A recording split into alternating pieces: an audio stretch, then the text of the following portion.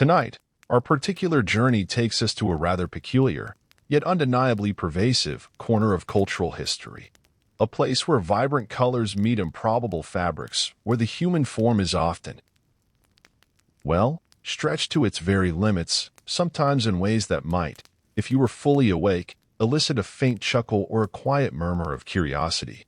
We're going to drift slowly, very slowly indeed, through the spandex-swathed origins of those iconic figures we've come to call superheroes. And as we drift, we're going to ponder, with the utmost calm and a complete, utter lack of urgency, why so many of them. From the very first caped wonder who soared across the pages of a comic book in the distant past to the most recent digital marvel gracing the silver screen with a flourish of pixels, seemed to prefer wearing tights. It's a quiet mystery, a gentle historical puzzle.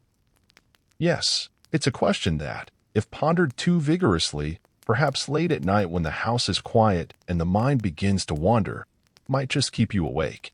The sheer ubiquity of the tight-fitting costume, the seemingly illogical choice of undergarments worn on the outside, a fashion trend, thankfully, mostly confined to the pages of comic books. A curious historical anomaly that has persisted with remarkable tenacity. The vibrant, almost garish colors that seem to defy the very concept of subtlety, standing out in stark contrast to the muted tones of everyday life, like a sudden burst of wildflowers in a quiet field. One might, in a moment of unwelcome wakefulness, find oneself asking, why? Why this particular aesthetic? Why this clingy, often brightly colored, attire? But we, tonight, shall approach this sartorial mystery with the utmost calm, with a soothing lack of any pressing need for immediate answers. We'll allow the details to unfold at their own gentle pace, like petals unfurling on a quiet morning, revealing their delicate structure one by one. We'll meet the caped crusaders, yes, those figures of justice and derring-do, their forms often defined by the very fabric they wear, a second skin of heroism, a uniform that announces their presence. We'll encounter the masked vigilantes, lurking in the shadows, their powerful forms outlined by their snug attire, even in the dimmest light, a silhouette of silent strength, a promise of swift action.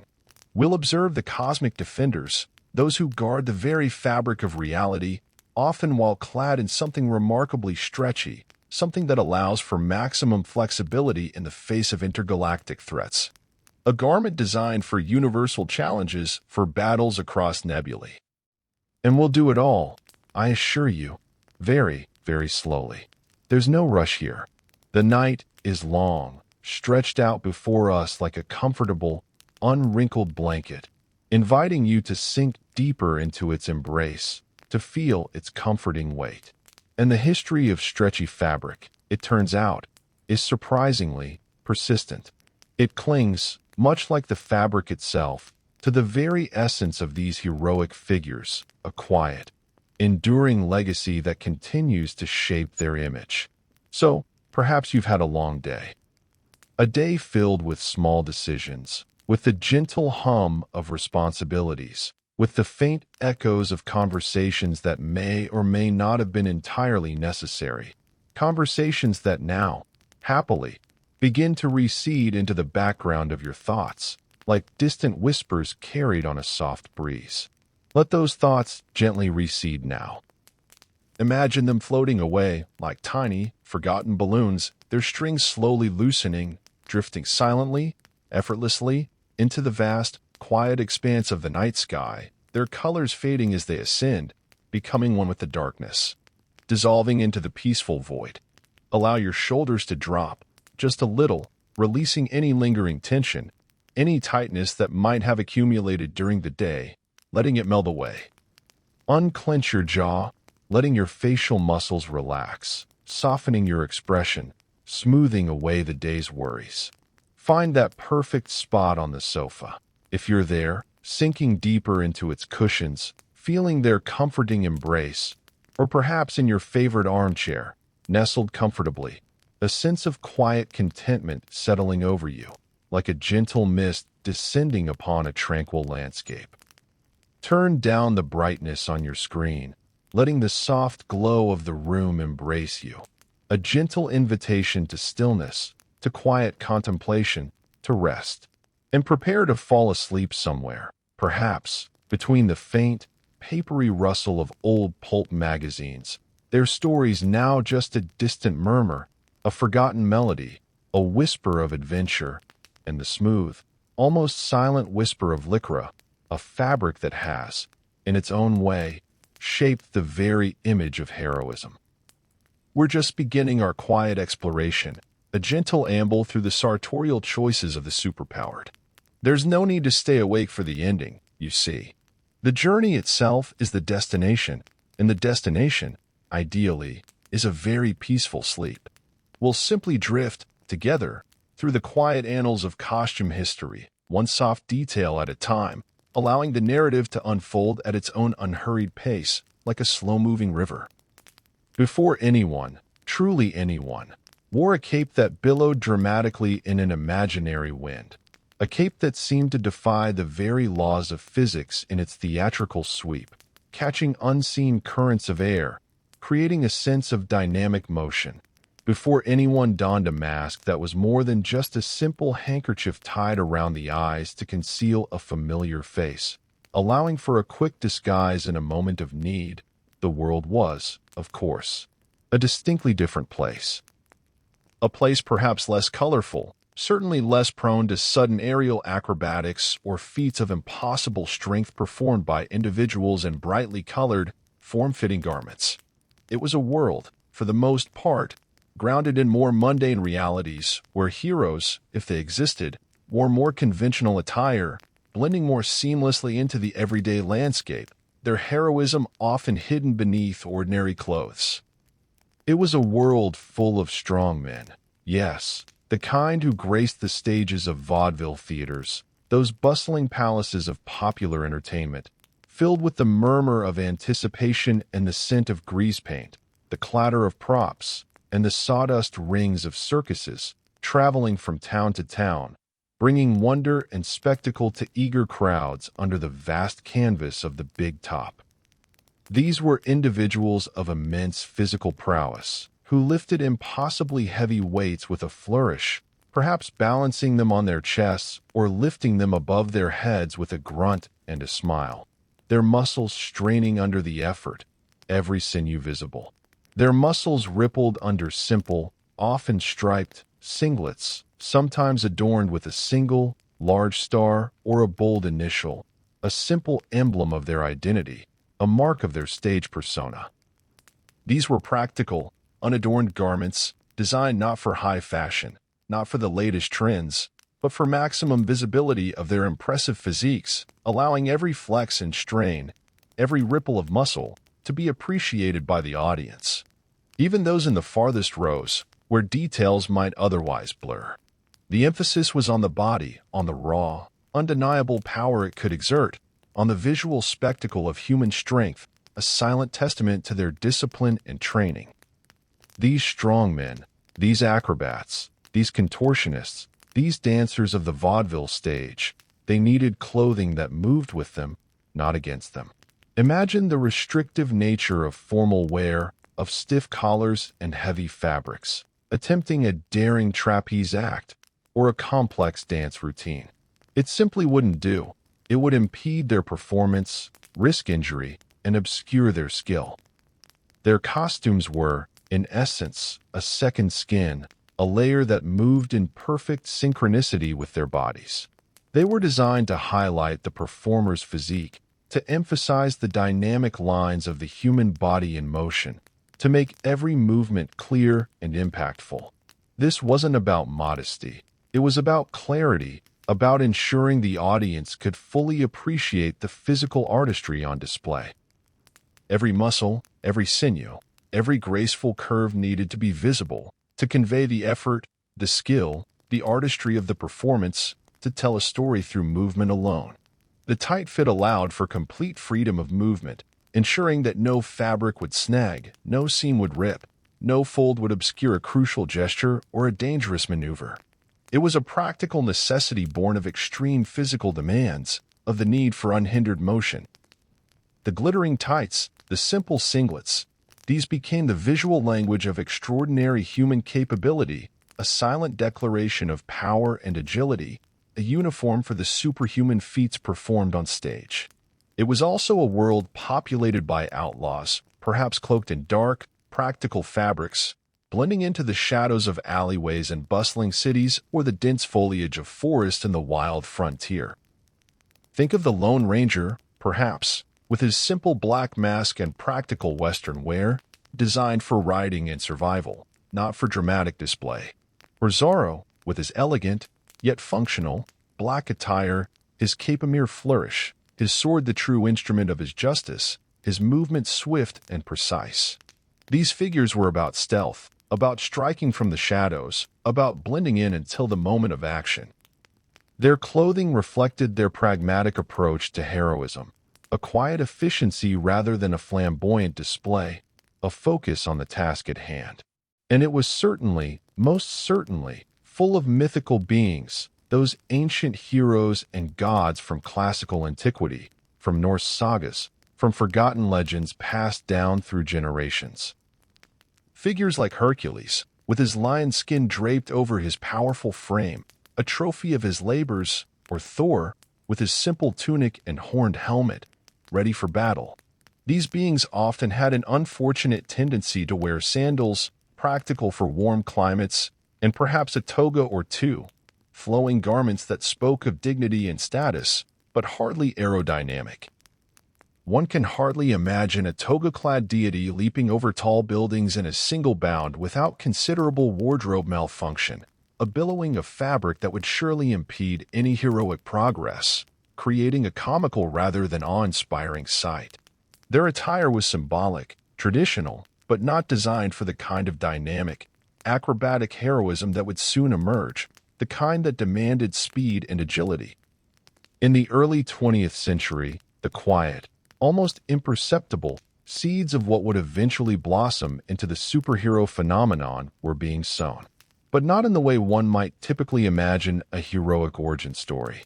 Not with a sudden flash of lightning, or a mysterious alien arrival, or a laboratory accident that imbues an ordinary person with extraordinary abilities. No, the genesis was far more mundane, far more rooted in the everyday, in the simple act of reading the morning paper. Comic books, as we recognize them today, those colorful stapled pamphlets, began their humble existence as mere reprints of newspaper strips. Imagine, if you will, the morning paper, delivered to your doorstep, folded neatly, perhaps still smelling faintly of ink and the promise of the day's news, a quiet ritual of daily life. Within its broad, often unwieldy pages, small, sequential drawings told simple, episodic stories, often with a punchline at the end, a gentle chuckle to start the day.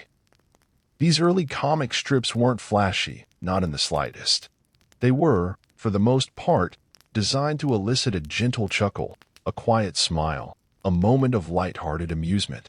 They were mostly funny. Think talking ducks, perhaps quacking their way through a misunderstanding in a barnyard, their feathery forms rendered in simple, bold lines. Lots of pies to the face, a classic comedic trope, splattering cream and custard across panels, a visual gag as old as slapstick itself, designed to provoke a harmless laugh. Simple, innocent, and utterly devoid of anything resembling a supersuit, a secret identity, or a world-threatening villain. The concerns were far more domestic, far more relatable, revolving around family antics, neighborhood squabbles, or the gentle humor of everyday life. The art style was often simple, almost cartoonish, prioritizing clear storytelling over intricate detail, ensuring the narrative was easy to follow. Now, let's consider the practicalities of early comic art and printing. The technology was rudimentary. Comics were printed on cheap newsprint, a thin, absorbent paper that was prone to tearing and yellowing over time. Color was expensive and difficult to apply consistently. Early color printing involved a limited palette, often just 4 basic colors: cyan, magenta, yellow, and black, CMYK, the building blocks of most printed color. Each color had to be applied using a separate printing plate, and achieving perfect alignment, or registration, was a constant challenge, a painstaking process that required skilled labor. If the plates were even slightly misaligned, colors would bleed, lines would blur, and the image would look muddy or out of focus, diminishing the visual impact. This meant that complex designs, intricate patterns, subtle shading, or even flowing fabrics with lots of folds and shadows were nightmares for the early printers and colorists. They were prone to misalignment, to muddy colors where one ink bled into another, to increased production time and, inevitably, increased cost. Every additional detail, every subtle nuance, added to the expense and the potential for error, slowing down the entire operation and potentially compromising the final product, making it less appealing to the casual reader. Then, a quiet shift occurred. A tremor, if you will, a subtle vibration in the unassuming world of newsprint and syndicated humor. A particular publication, Action Comics, released its very first issue in June of 1938. And within its pages, something new, something different, something entirely unprecedented, emerged. Enter Superman. Just a name. At first, a whisper on the wind, then a bold declaration on the cover, depicting a muscular figure, clad in a strange, form-fitting garment, lifting a car with effortless grace, its occupants fleeing in terror, their expressions of shock a stark contrast to his calm, determined demeanor. He was, as the accompanying text would soon reveal, part alien, yes, a refugee from a distant, doomed planet, Krypton, imbued with powers under Earth's yellow sun, a being of extraordinary strength and speed, capable of feats beyond human comprehension, a true marvel. He was part journalist, a mild-mannered reporter named Clark Kent, blending in with the everyday hustle and bustle of Metropolis, his true identity hidden behind a pair of spectacles and a slightly hunched posture, a master of inconspicuousness. A quiet observer of humanity, a man of two worlds. And he was, most distinctly, most undeniably, all tights. From his neck to his ankles, a seamless, colorful, and utterly form-fitting garment, a second skin that announced his extraordinary nature, a uniform for the impossible. Now, the tights. Ah, the tights. This is where our quiet, meandering exploration truly begins, delving into the seemingly mundane details that shaped an icon, a character who would define a genre, a visual language that would last for decades. These weren't, we'll learn, a sudden, revolutionary leap in fashion, a bold new statement from the runways of Paris, dictating new trends in haute couture. They weren't the result of a visionary designer sketching out a futuristic vision of heroism, anticipating the spandex of decades to come, predicting the evolution of synthetic fibers and their incredible elasticity. No, their origin is far more grounded, far more practical, and dare I say, a little bit boring. These tights, this form-fitting fabric that clung to every heroic curve, that emphasized every ripple of muscle, were borrowed. They were borrowed from the most unlikely of places, perhaps, for a figure of cosmic power and interstellar origins. They were borrowed from the circus strongmen, those magnificent individuals who flexed and strained under the big top, their immense strength on full display for all to see, every sinew visible, every movement clear. And they were borrowed from stage performers, the acrobats, the vaudevillians, the dancers, whose stretchy outfits made their muscles pop and their movements visible, clear, and unambiguous from the very back row of the theater, ensuring that no subtle gesture or powerful pose was lost to the audience, no nuance of their performance overlooked, every action perfectly legible. The tight, unadorned fabric of Superman's costume did just that. It was all about spectacle, yes, but a very practical kind of spectacle, a functional display of the human form in motion, designed for maximum impact with minimal visual clutter. It was about clarity of form, about communicating power and movement with minimal fuss, with no distracting folds or loose ends to obscure the action, ensuring that every heroic pose was instantly recognizable, every leap and punch perfectly clear. And this simplicity, this bold block of color, was also a printer's dream. Solid blue tights, solid red boots, solid yellow belts. These were much, much easier to print consistently and economically. The ink could be applied in broad strokes, minimizing the chances of error, ensuring a clean, vibrant image. It minimized errors, sped up the process, and kept the production costs down, allowing these nascent comic books to be sold at an affordable price, often just a dime, making them accessible to a wide audience, from children to adults. So, Superman's iconic blue tights and red trunks weren't just a bold fashion statement. They were also, in a very real sense, a budget-friendly choice, a testament to the quiet economics of comic book production. The tights, you see, were not born of grand artistic vision alone, but also from the humble necessity of the printing process. The very fabric of heroism, it seems, was shaped by the practicalities of ink and paper, by the quiet hum of the printing press, and the need for a clear, impactful visual that could be reproduced en masse. As Superman burst onto the scene, a new era in popular culture quietly began to unfold. The golden age of comic books. This period, roughly from the late 1930s through the 1950s, saw an explosion of new characters, new concepts, and a rapid evolution of the superhero archetype. The success of Superman quickly demonstrated the immense potential of this new genre, inspiring countless creators to invent their own costumed champions. And as these new heroes emerged, they largely adopted the sartorial choices established by the Man of Steel, embracing the tight-fitting costume as the standard heroic uniform. This wasn't just simple imitation, it was a recognition of the profound practical and symbolic power inherent in such attire, a visual language that resonated deeply with the public. The early 1940s, as we gently noted earlier, brought the shadow of World War II, a conflict that would engulf the globe and fundamentally alter the course of history. This global conflict profoundly shaped the narratives and, consequently, the visual presentation of superheroes.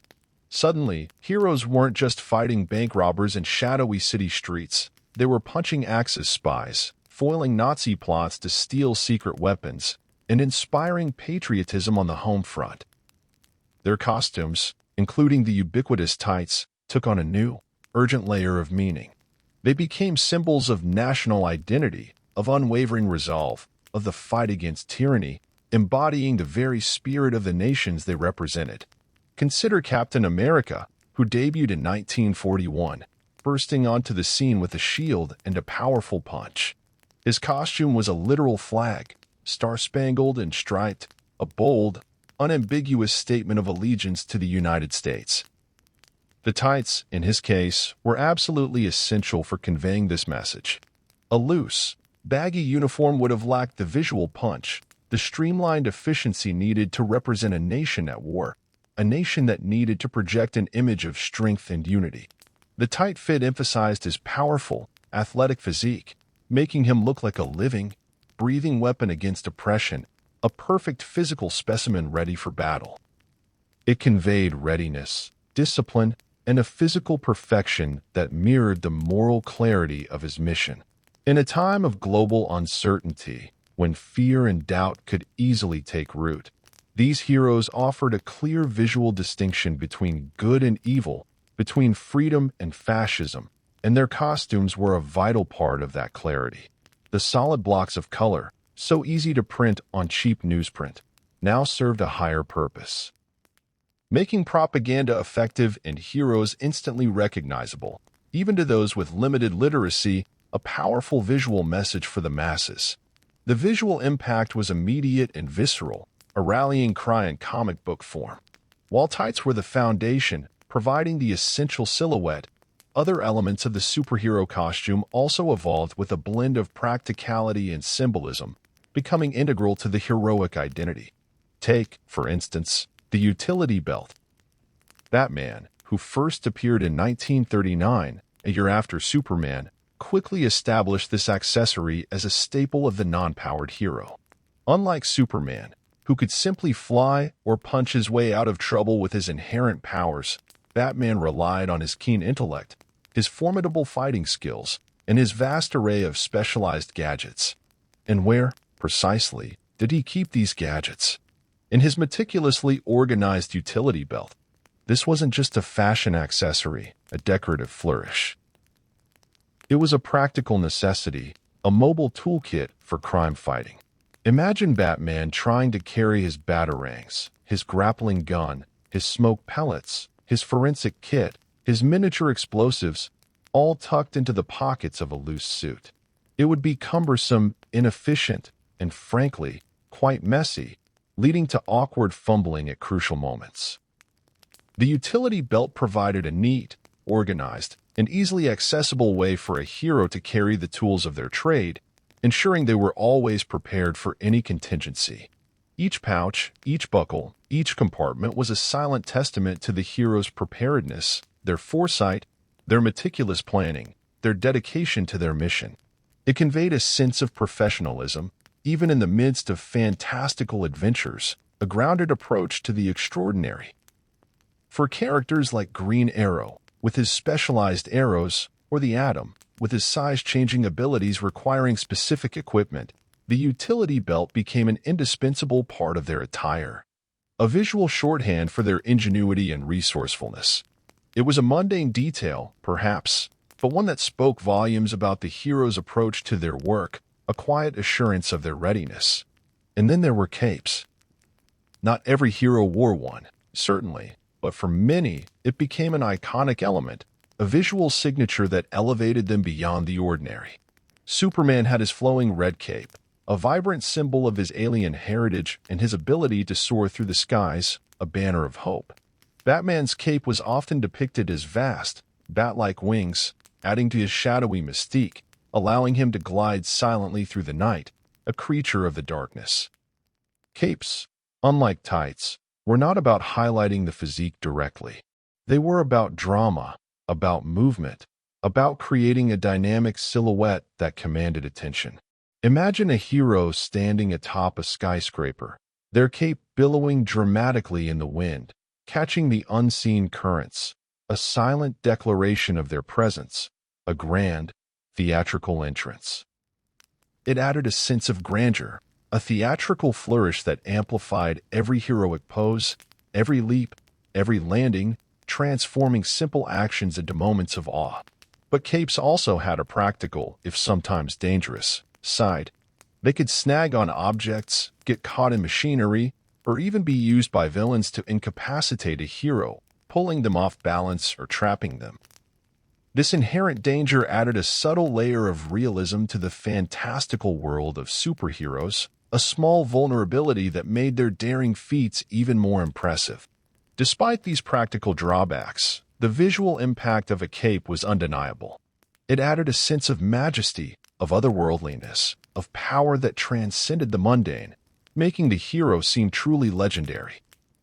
For artists, it provided a dynamic element that could convey speed, flight, or even a sense of brooding menace, depending on how it was drawn.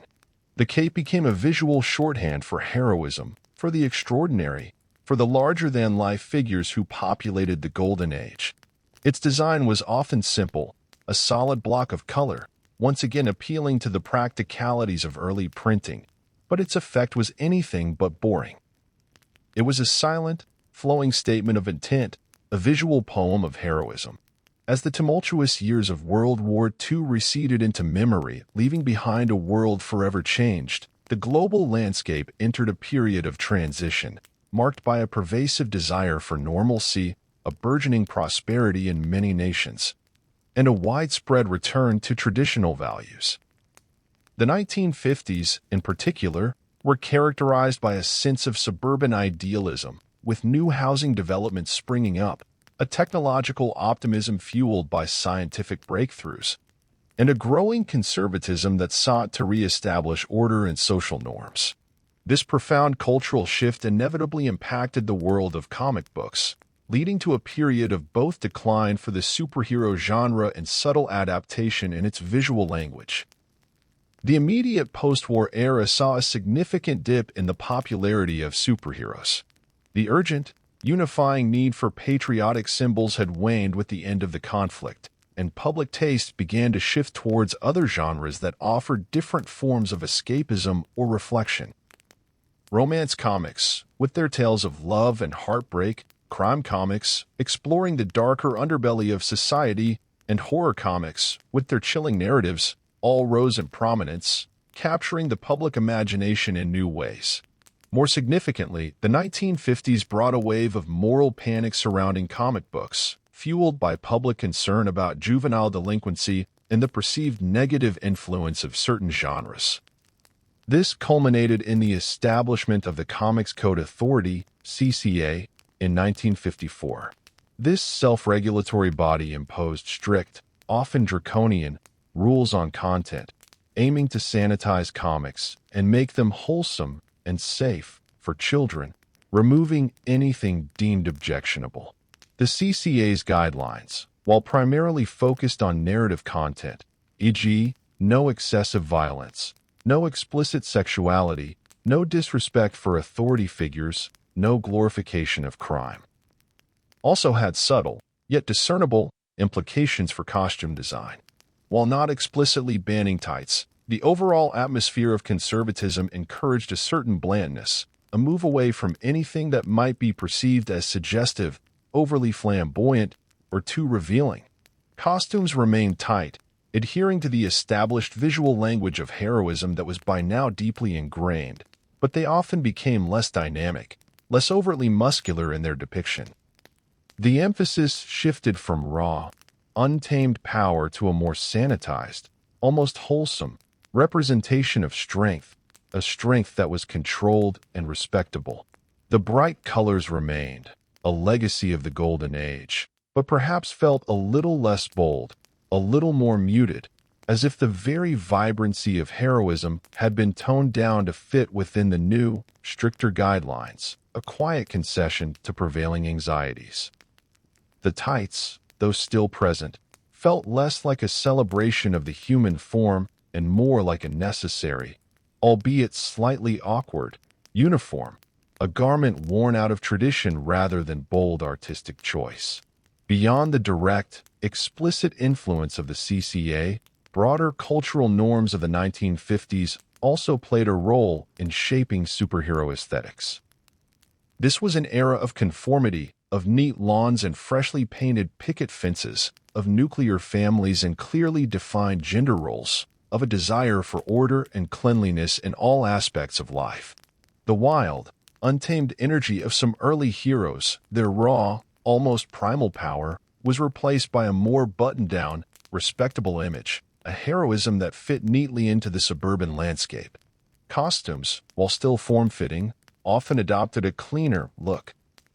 Details were simplified, extraneous elements removed, and the exaggerated musculature seen in some Golden Age art, which might have been deemed too vulgar or animalistic, was toned down. Heroes were less about raw, animalistic power and more about disciplined, almost scientific, strength, a strength that was controlled and precise.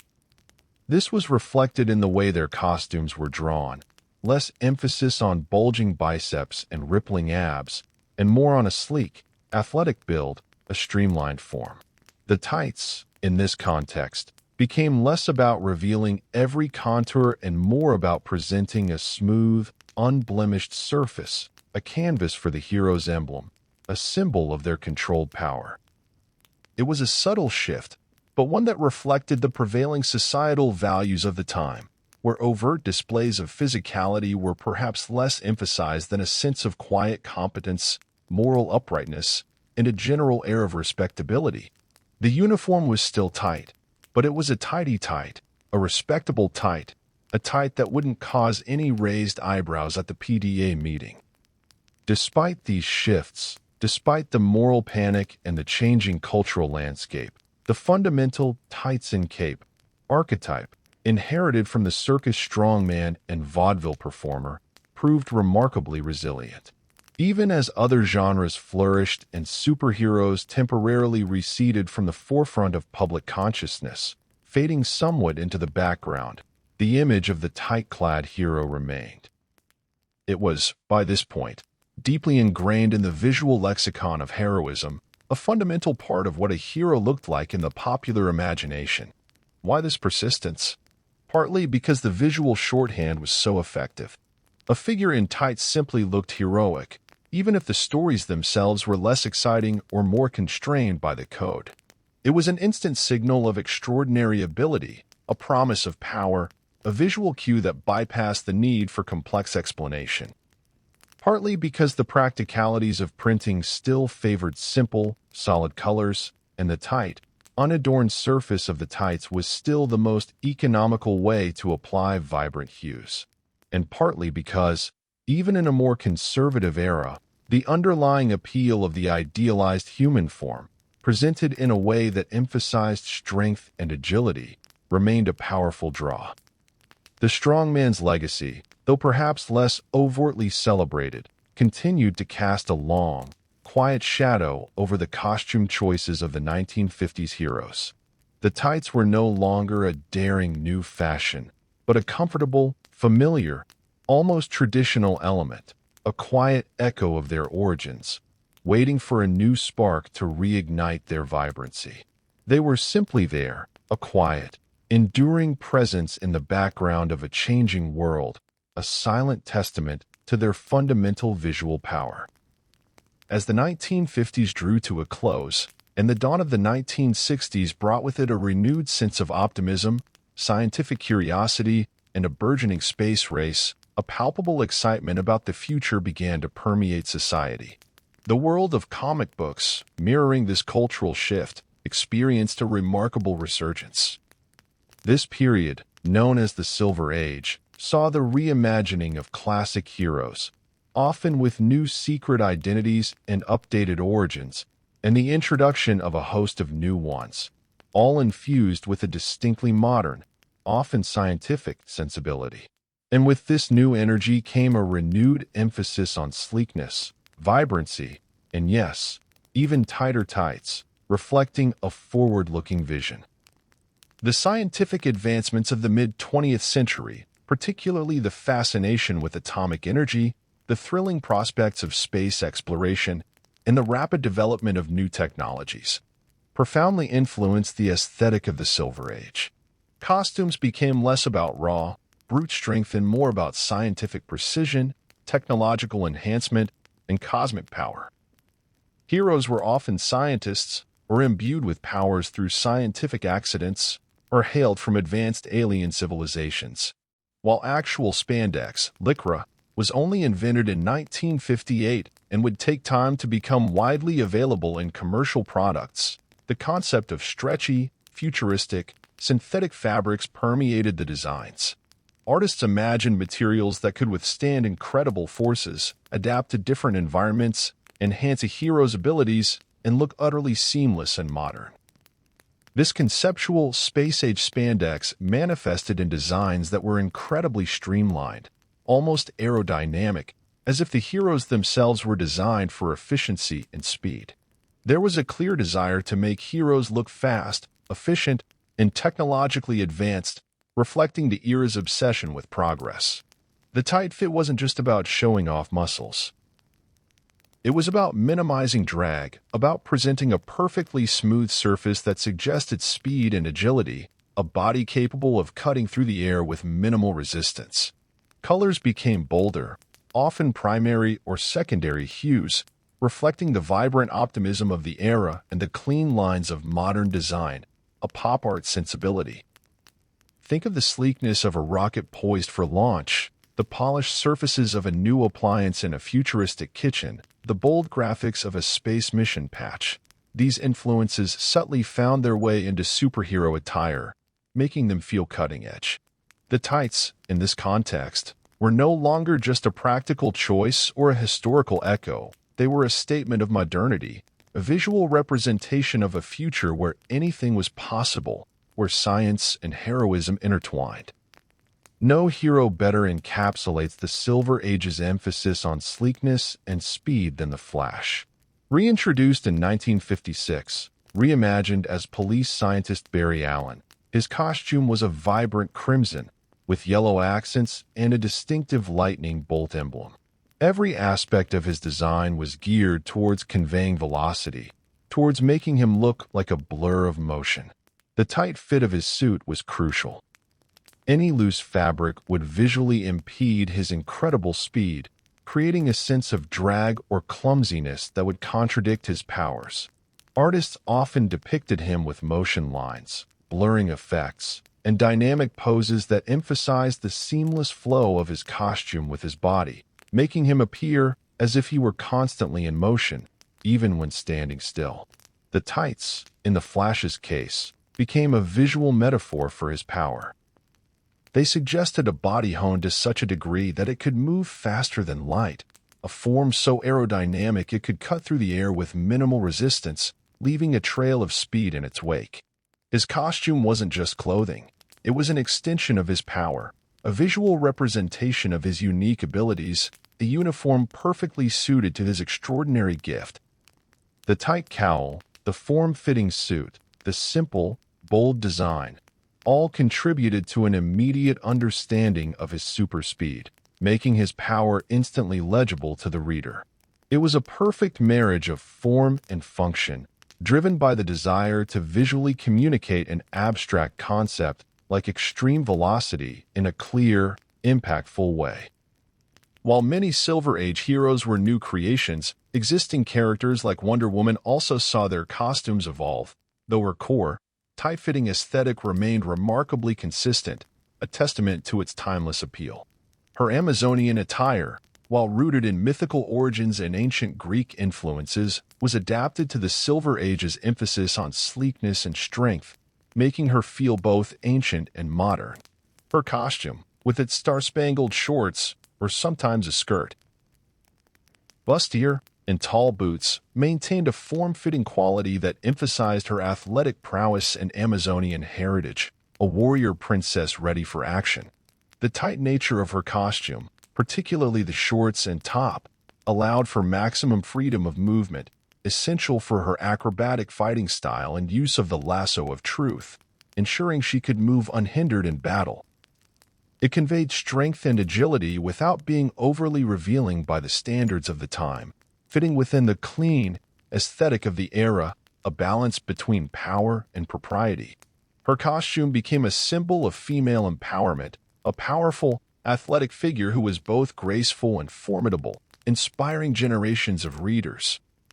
The tights, in her case, were part of an enduring legacy, a visual link to her origins, but reinterpreted with the vibrant, optimistic sparkle of the Silver Age, making her feel fresh and relevant. Her uniform, while distinct, still adhered to the fundamental principle that a hero's attire should be tight, bold, and instantly recognizable, a testament to her timeless appeal and the enduring power of the form-fitting heroic ideal, a quiet statement of strength and beauty. As the 1960s roared to life, a new cultural phenomenon began to sweep across America: the rise of television as the dominant medium of entertainment. The flickering black and white screens of the past gave way to the vibrant hues of living color, a technological marvel that transformed the viewing experience, making images leap from the screen. And with this technological leap came an unprecedented opportunity for comic book heroes to transcend the static page and enter the dynamic world of live action.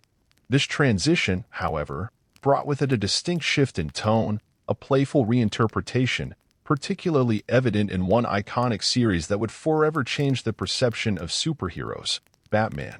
The arrival of superheroes on television presented a unique challenge and opportunity for costume design. While comic book art allowed for exaggerated physiques and impossible poses, for lines and colors that defied reality, live action demanded a certain level of practicality and believability, even within a fantastical context. Actors had to move, speak, and interact within these costumes.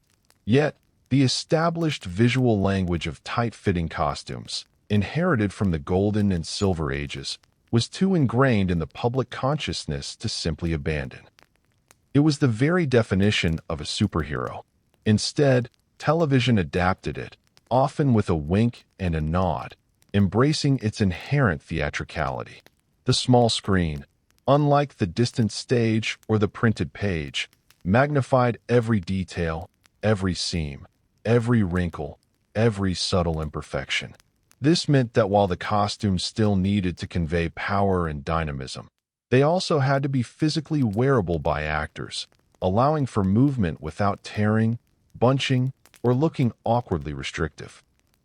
The inherent theatricality of the tight suit, designed for visibility from a distance, translated surprisingly well to the television screen, where clarity of form was still paramount for conveying action and character.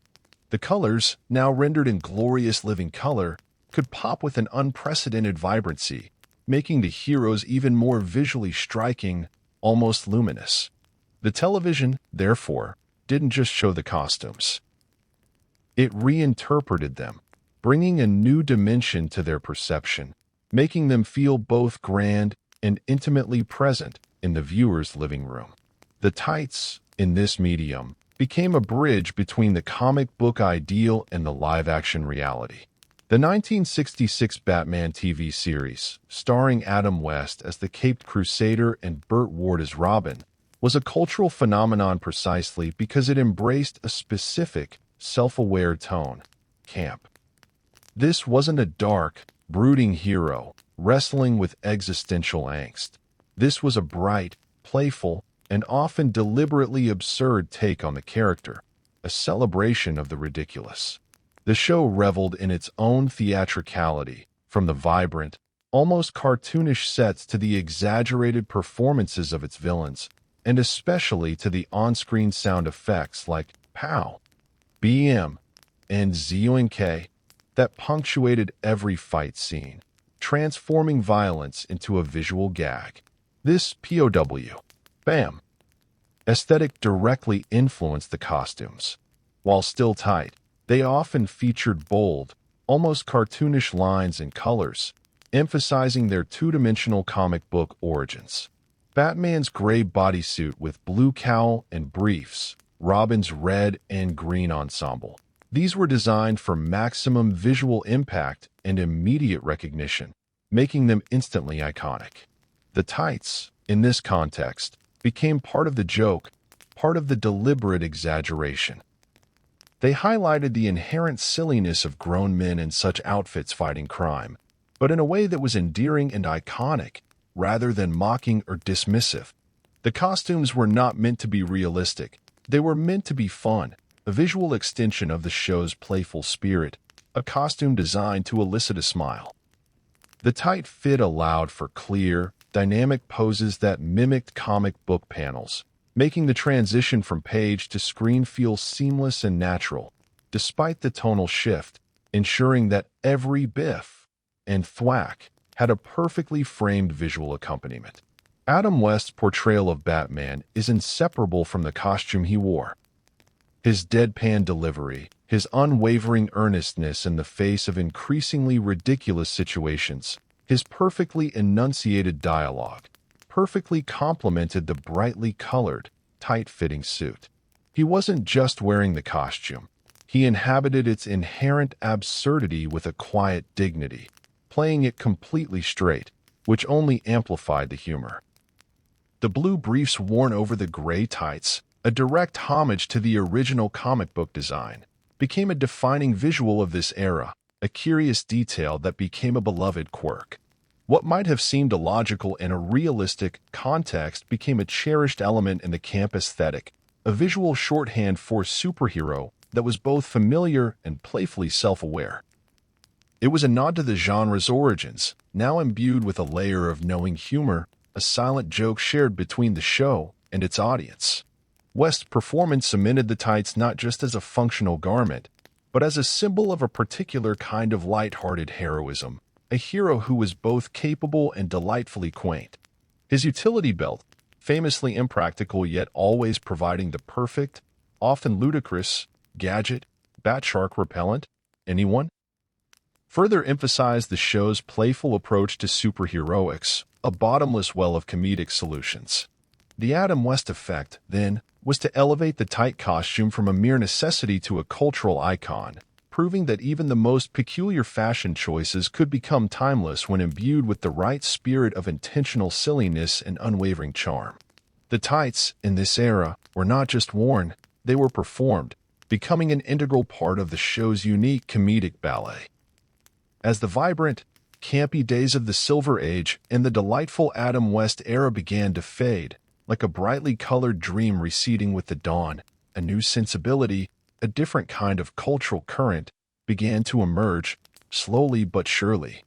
In the world of comic books, the calendar pages turned from the 1970s, with its disco and its lingering optimism, into the grittier, more cynical 1980s and then the often bleak 1990s, and with them came a distinct shift in tone.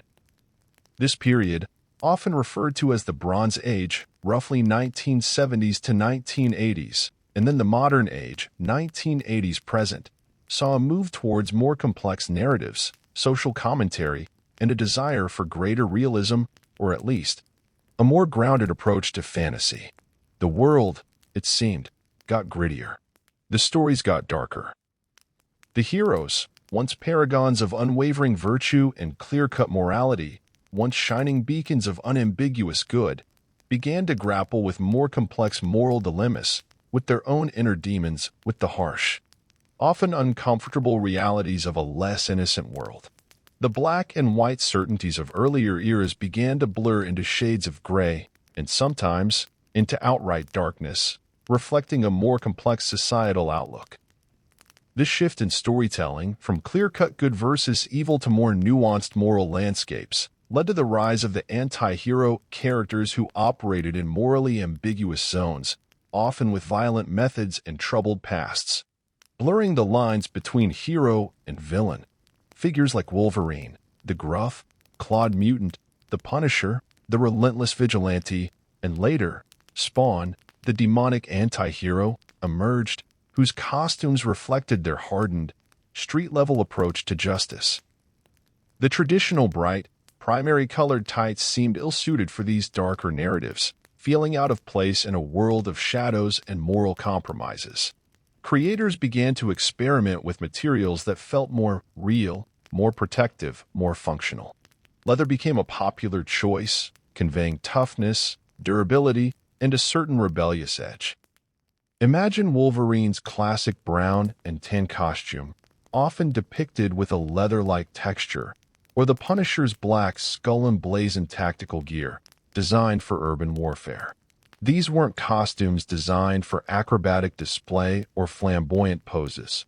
They were outfits for brutal street fights, for surviving gun battles, for blending into the urban decay, for moving unseen in the grimy corners of the city. The emphasis shifted from idealized physiques to a more rugged, battle-worn appearance, a look that conveyed experience and resilience rather than perfection. While a tight base layer might still exist for practical reasons, like avoiding snags or providing a smooth foundation, it was often covered by vests, jackets, belts, and pouches, all designed to look like practical, protective gear, laden with ammunition and tools.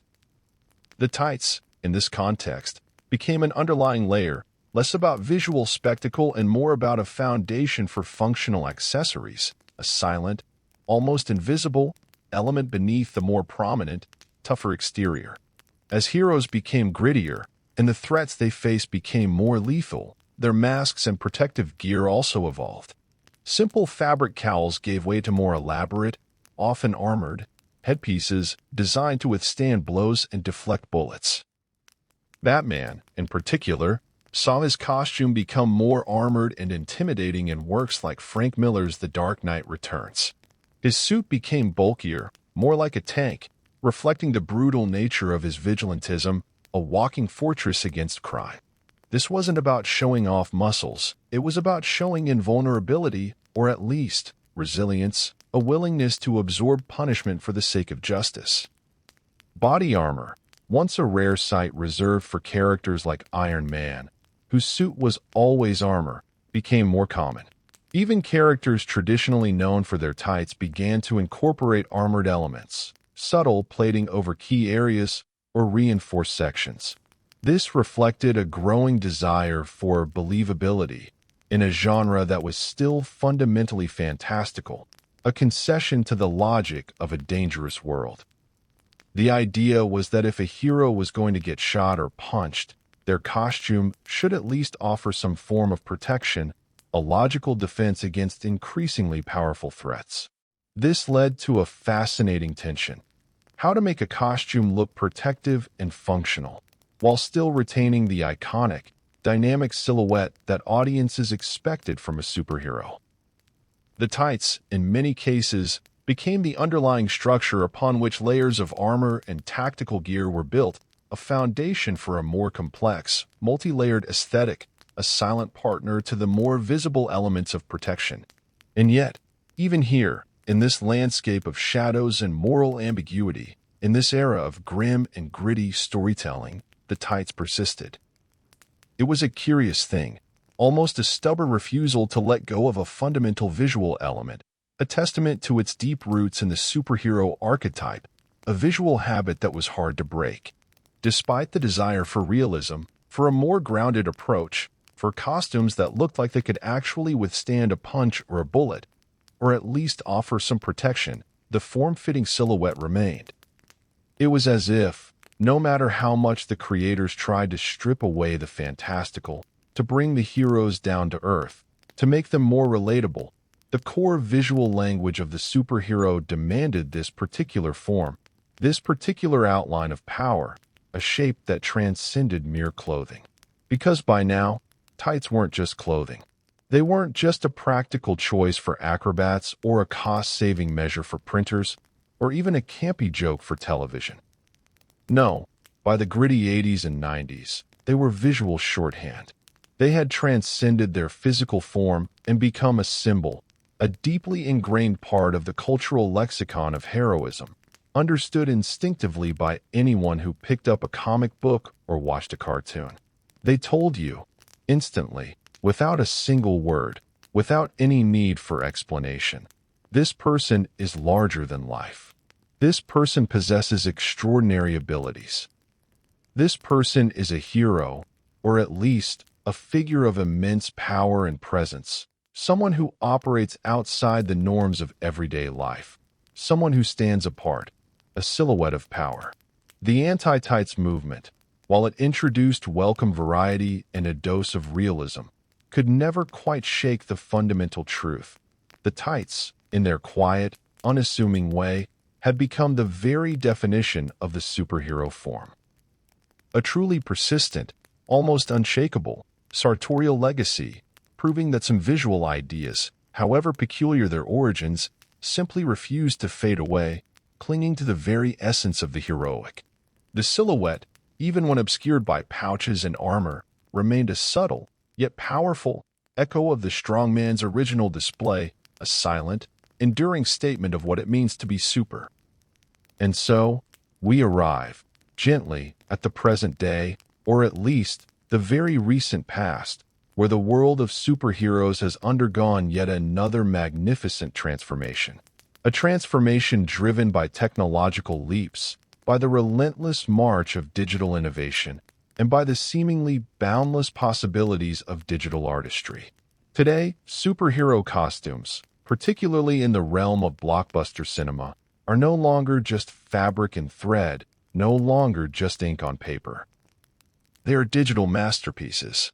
They are layers of CGI, meticulously rendered to perfection, capable of impossible detail and seamless movement, allowing for textures and effects that were once unimaginable, from shimmering metals to flowing energy, from subtle changes in color to dynamic light reflections.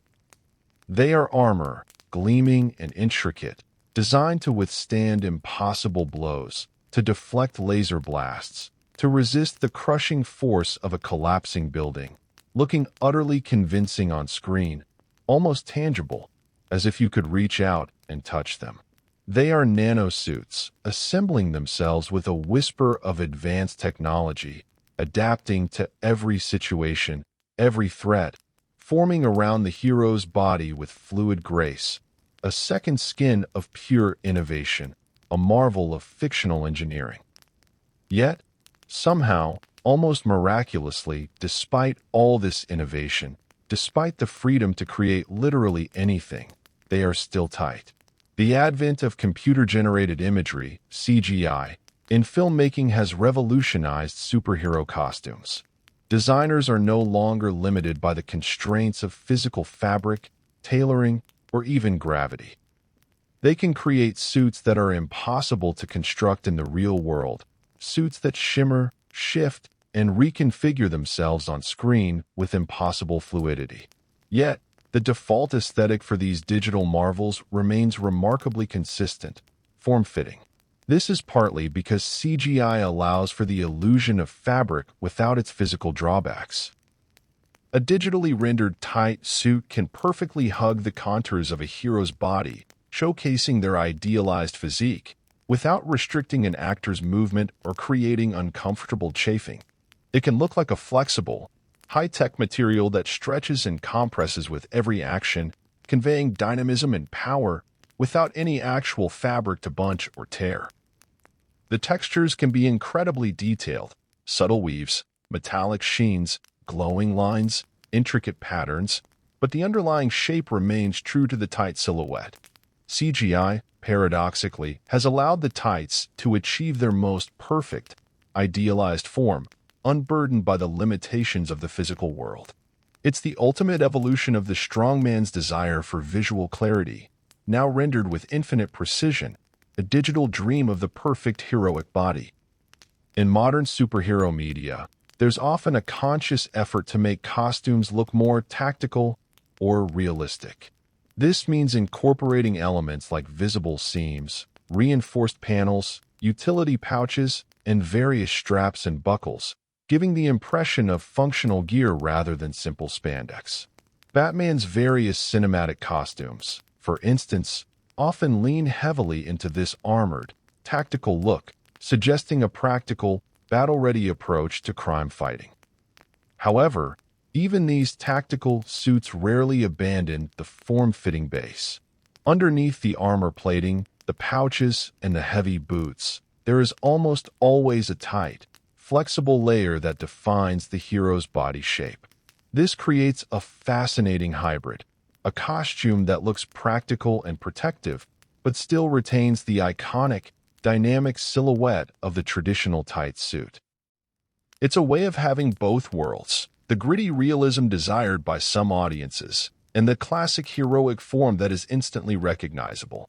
The line between tactical gear and tights becomes wonderfully blurred, a testament to the enduring power of the original design. The tights are no longer just fabric. They are a conceptual foundation, a visual language upon which layers of modern aesthetics are built, a silent, essential undergarment to the hero's identity. This persistence is not accidental. It's not merely a lack of imagination on the part of costume designers or filmmakers, or a stubborn adherence to outdated ideas. No, it's because audiences expect it. After decades, indeed, almost a century, of exposure to this particular visual language, this specific silhouette, the tight, heroic form has become deeply, irrevocably ingrained in our collective consciousness. It's what a superhero looks like. It's what we anticipate. It's a visual cue that immediately, instinctively, signals hero to our brains, even before a single word is spoken or a single power is displayed.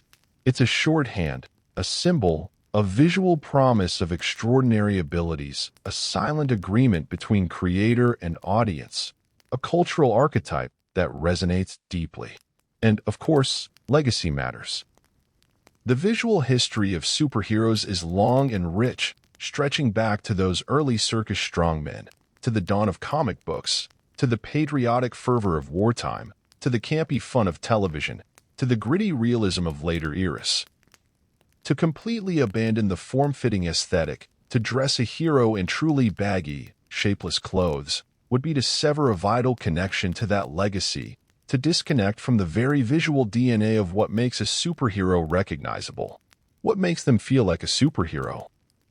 It would be like trying to imagine a knight without armor, or a cowboy without a hat, or a ballerina without a tutu. Something fundamental would be missing, something that defines their very essence, something that feels inherently wrong. Because, in the end, the look is timeless. It transcends specific eras, specific technologies, specific fashion trends. It is, in its essence, the visual embodiment of power and agility, a universal symbol understood across generations, a constant in a constantly changing world. The tights, in their quiet, unassuming way, have become an integral part of the superhero myth, a testament to their enduring power as a visual symbol. A truly persistent, almost unshakable, sartorial legacy, stretching from the humble printing press to the most sophisticated digital rendering, a quiet, comfortable truth in the ever-evolving world of heroism, a constant, reassuring presence in a world of constant change. Beyond the practicalities of printing and performance, beyond the historical influences of circus strongmen and wartime propaganda, there lies a deeper, more subtle reason for the enduring appeal of the tight-fitting superhero costume. It delves into the very psychology of identity, power, and even, paradoxically, vulnerability. The second skin aesthetic of tights speaks to something fundamental about how we perceive these larger-than-life figures, how we connect with their extraordinary nature. The tight costume, by its very nature, emphasizes the idealized human form. It highlights musculature, athleticism, and a physique honed to peak physical condition, a body that appears capable of anything. This isn't just about showing off, it's about aspiration. Superheroes represent the best of humanity, or at least, the best of what humanity could be if given extraordinary abilities.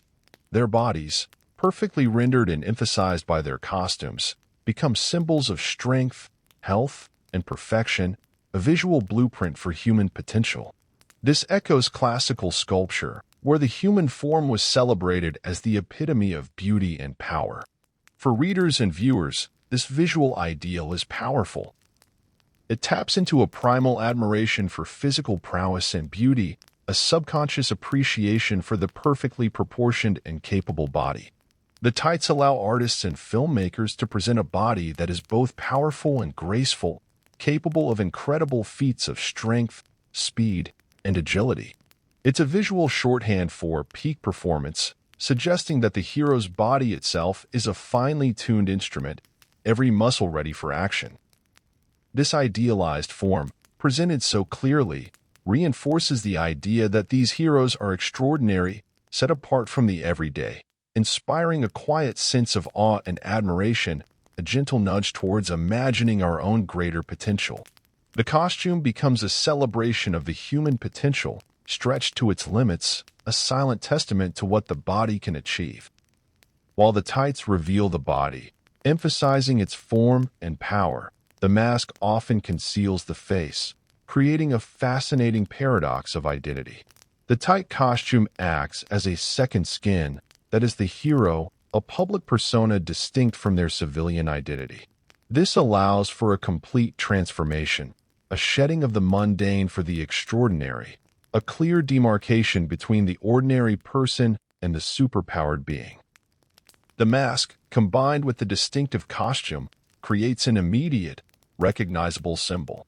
It's not just a disguise to protect a secret identity, it's a new identity, a visual brand, a logo worn on the face. The tights, by making the rest of the body so distinct and recognizable, reinforce this new, heroic identity. The hero is defined by their form, by their powers, by their actions, by the emblem on their chest, rather than their civilian face, which remains hidden. This dichotomy between the revealing costume and the concealing mask speaks to the core theme of secret identities and superhero narratives. The tight suit is the uniform of their true, heroic self, the essence of their power, while the civilian clothes are the disguise, the mundane shell. It's a quiet dance between revelation and concealment, played out on the very body of the hero, a subtle psychological game. Paradoxically, the skin-tight nature of the costume can also convey a subtle sense of vulnerability. Unlike heavy armor, which implies protection and invulnerability. A tight suit suggests a more direct exposure to danger, a lack of physical barrier. While many heroes are indeed invulnerable or possess powers that protect them, their costumes, by appearing so close to their skin, can create a subconscious feeling of fragility, a sense that the hero is more exposed to the world's harsh realities. When a hero in tights is hit, the impact feels more direct, more personal, more visceral than if they were encased in bulky armor, which might absorb the blow more abstractly. This subtle vulnerability can make heroes more relatable, despite their godlike powers. It adds a human element, a reminder that even these godlike figures are, in some way, exposed, that their struggles are real. It allows the audience to feel the impact of a blow, to appreciate the hero's resilience not just through their powers, but through the visual implication of their exposed form, their willingness to put themselves on the line. The torn fabric, the visible bruise, these details, when they appear, are amplified by the skin-tight nature of the costume, making the hero's struggles feel more immediate and impactful, more poignant. The tights, therefore, don't just convey power, they also hint at the quiet courage required to face danger with minimal physical protection, relying instead on innate strength and resilience, a testament to their inner fortitude. It's a subtle, yet profound, psychological layer to the enduring appeal of the skin-tight suit, adding depth to the heroic image. Beyond the form-fitting nature of the tights themselves, the specific choices of color and emblem on superhero costumes play a crucial, yet often quietly overlooked, role in their visual language. These elements are not arbitrary. They are silent storytellers, communicating aspects of a hero's powers, personality, and purpose at a glance. The prevalence of primary and secondary colors, vibrant reds, blues, yellows, greens, in early superhero costumes was, as we've noted, partly due to printing limitations. Solid blocks of these colors were easier and cheaper to reproduce. However, this practical necessity inadvertently created a powerful visual language. Primary colors are bold, simple, and immediately eye-catching. They convey a sense of directness, clarity, and fundamental power. Red, for instance, is often associated with power, passion, and danger. Think of Superman's cape, the Flash's suit, or Captain Marvel. Blue often signifies calm, stability, and trustworthiness, seen in Superman's main suit or Captain America's uniform. Yellow or gold can represent energy, light, or wealth, frequently used for emblems or accents. Green, with its associations with nature or transformation, often marks characters like Green Lantern or the Hulk. These color choices, initially practical, became deeply embedded in the heroic archetype, subconsciously communicating aspects of the hero's nature before a single word is read. They are a silent, yet powerful, part of the costume's appeal, a vibrant shorthand for heroism. The emblem on a superhero's chest is perhaps the most concentrated form of visual shorthand in their entire costume. It's an instant identifier, a logo that communicates the hero's name, origin, or core concept without needing a caption. Superman's S, shield, Batman's bat symbol, Captain America's star. These are immediately recognizable, even to those unfamiliar with their specific stories. These emblems are not just decorative, they are narrative shorthand. The S on Superman's chest, initially just a stylized S for Superman, later evolved to represent the Kryptonian symbol for hope. Batman's bat symbol immediately conveys his connection to the creature of the night, his methods, and his chosen battleground. Captain America's star is a direct link to his patriotic origins. These emblems are designed for maximum impact and memorability, often simplified to bold, geometric shapes that are easy to draw, easy to print, and easy to recall. They serve as a focal point for the costume, drawing the eye and anchoring the hero's identity. They are a silent declaration of purpose, a visual promise of action, and a powerful tool for brand recognition in the nascent comic book industry, a tiny, yet mighty, piece of the overall design. Beyond the main bodysuit, Other accessories like gloves and boots also contribute to the tight aesthetic and the overall heroic silhouette. Gloves, often extending up the forearm, serve multiple purposes. They can conceal identifying marks, provide protection during combat, or simply add to the sense of a complete, unified costume. They define the hands, emphasizing the hero's tools or fighting style. Boots, similarly, are rarely loose or baggy. They are typically form-fitting, extending up the calf or even the thigh, creating a long, clean line that emphasizes the hero's powerful legs and readiness for action. They often feature distinct designs, perhaps with a pointed toe or a flared cuff, adding a touch of flair. These elements, while seemingly minor, contribute significantly to the overall impression of a hero who is sleek, powerful, and always prepared.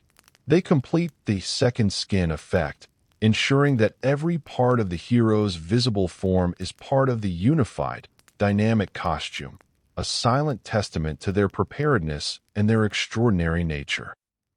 The combination of tight suit, bold colors, and distinctive emblems and accessories creates a cohesive visual language that has endured for generations, a quiet masterpiece of functional design. As we gently drift towards the very end of our quiet exploration, it's worth taking a moment to ponder the future of the superhero costume, particularly the enduring legacy of the tight-fitting aesthetic. Even as technology continues its relentless march forward, pushing the boundaries of what is possible in storytelling and visual effects, it seems the tights are not going anywhere. In fact, they are likely to evolve into even more sophisticated, yet still form-fitting forms. In contemporary science fiction and superhero narratives, the concept of nanotechnology is increasingly prevalent. Imagine suits composed of billions of microscopic machines capable of reconfiguring themselves at will. These nanosuits are the ultimate evolution of the second skin. They can appear as traditional fabric, shift into hardened armor, or even dissolve into nothingness, all while maintaining a perfectly form-fitting silhouette. This allows for incredible visual dynamism without sacrificing the iconic tight look. A hero's costume could instantly adapt to any situation, becoming aerodynamic for flight, armored for battle, or even camouflaged for stealth, all while clinging perfectly to their body. The tights of the future might not be sewn at all. They could be projected light, or a field of energy, or a swarm of microscopic robots, but their visual effect will likely remain the same, a seamless, dynamic, and perfectly form-fitting extension of the hero's body. This represents the ultimate convergence of the strongman's desire for clarity and the printer's desire for simplicity, achieved through fantastical means. Beyond physical costumes, the future of superhero identity might also lie in digital avatars and virtual realities. In these spaces, the constraints of the physical world are entirely removed. A hero's costume can be anything imaginable, limited only by the artist's creativity. Yet, it is highly probable that even in these unbound digital realms, the tight-fitting aesthetic will persist. Why? Because it's a deeply ingrained visual language. When we imagine a powerful, dynamic figure, our minds instinctively gravitate towards a form that emphasizes strength and agility.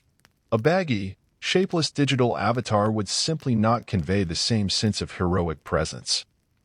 In virtual reality, where immersion is key, the tights could be rendered with unprecedented detail, showing every ripple of muscle, every subtle texture of a conceptual fabric, enhancing the feeling of power and connection to the heroic ideal.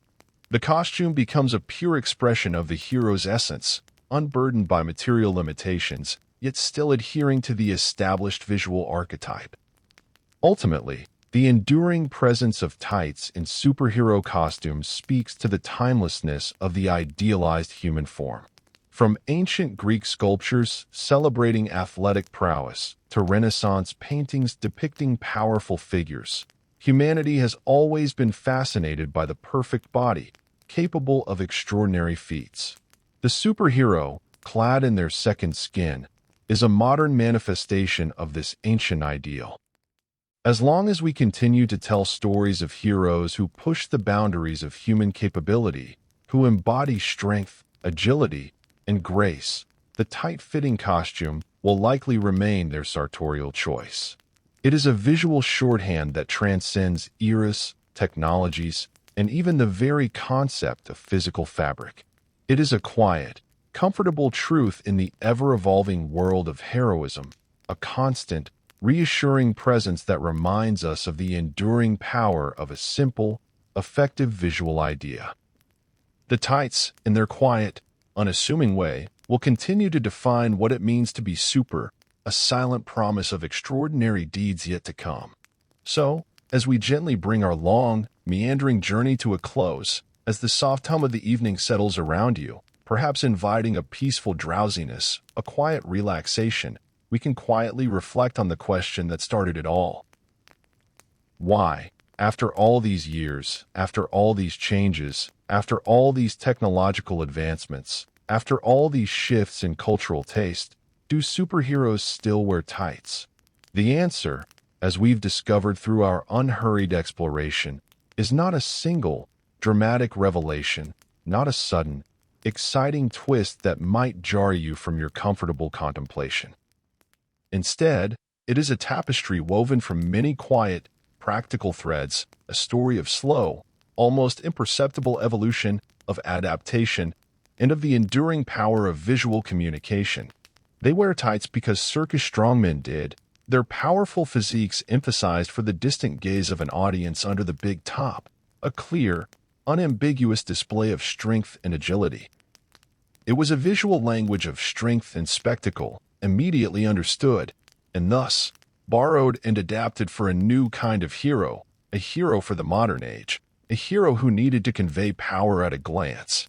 The theatricality of the stage, quietly, subtly, influencing the very pages of a comic book, shaping an entire genre.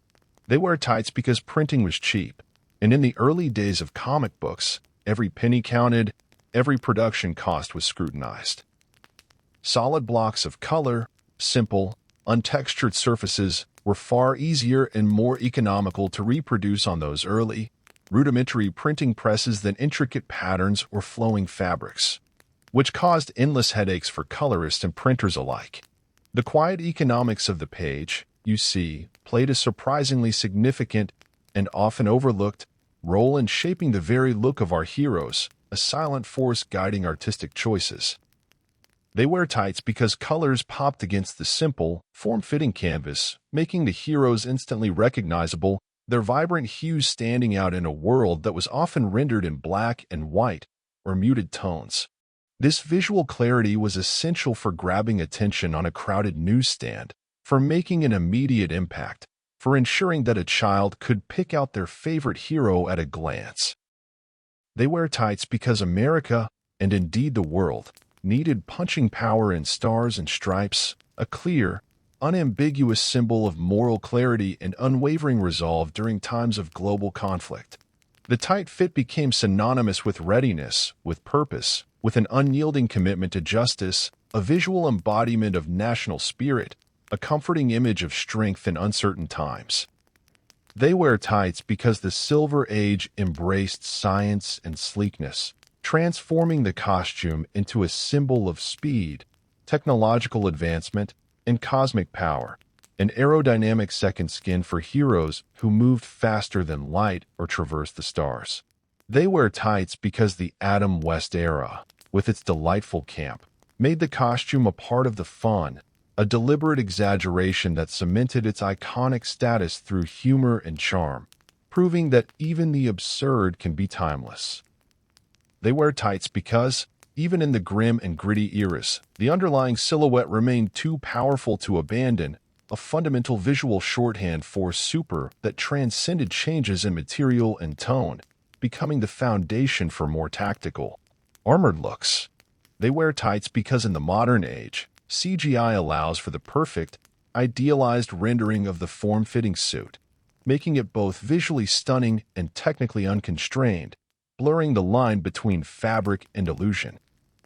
They wear tights because, psychologically, the second skin look emphasizes the idealized human form, creates a powerful visual identity, and even, subtly, hints at a relatable vulnerability.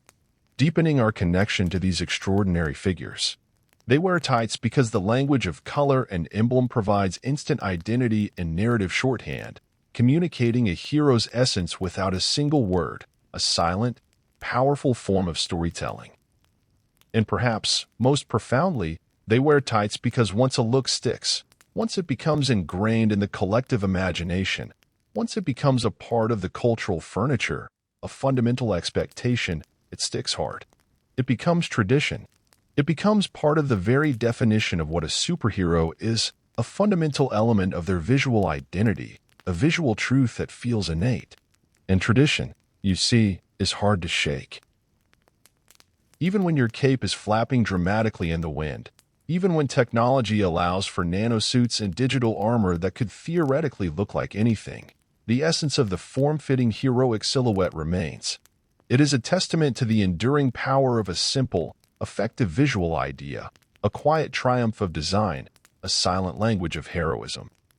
The tights, in their quiet, unassuming way, have traversed decades, adapted to new technologies, and survived countless shifts in artistic style and storytelling. They are a testament to the enduring power of simple, effective visual communication, a silent language understood by all, a bridge between the past and the present.